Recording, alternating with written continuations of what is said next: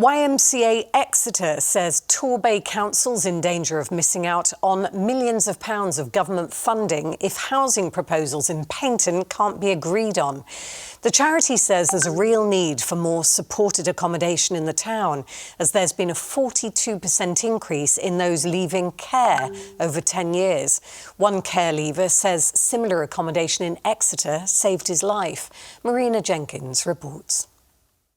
So this is an example of stage one. Okay. So as you can see, we've got the bed, you've got the wardrobe as well. And a good view. Yeah, really nice view actually. Coming back to this room reminds Andy just how far he's come. He was in care between the ages of 8 to 18, and then he had to fend for himself. What was running through your mind in terms of what happens next? I guess it was apprehension, a little bit of fear. It wasn't really a great place to be mentally. After a difficult time in emergency accommodation, he was referred to YMCA Exeter. It felt somewhere that I was safe and secure.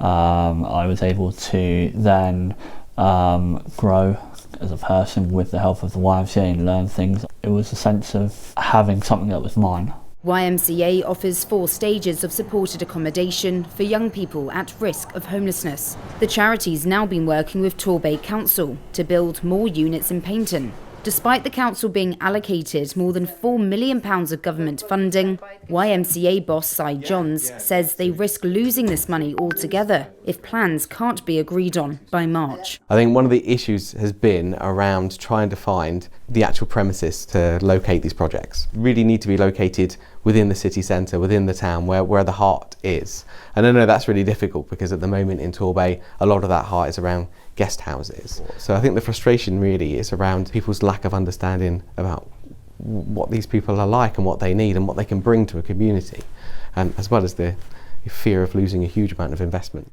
In response, a spokesperson for Torbay Council says, "We continue to work closely with Homes England and our partners to discuss the delivery of projects allocated funding. All planning applications are considered individually and must take into account national and local planning policies." But the YMCA says another reason why the council is refusing is concerns that young people cause antisocial behaviour. But police officer Nathan Johnson says it's the opposite. In fact, more supported housing could help tackle crime in Torbay. Well, our experience in Exeter around antisocial behaviour is it isn't from our young people, and actually housing, employment and education are the solution.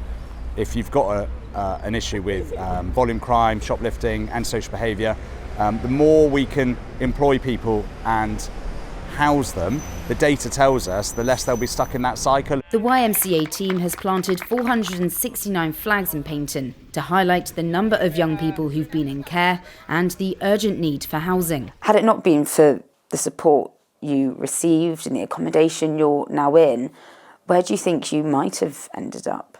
Honestly, I would have probably been on the streets, in a prison somewhere, or most likely dead. You can see obviously the homelessness that's happening in Exeter. What you don't want to have happen is something similar in Torbay because the council haven't looked after the care leavers that they have there.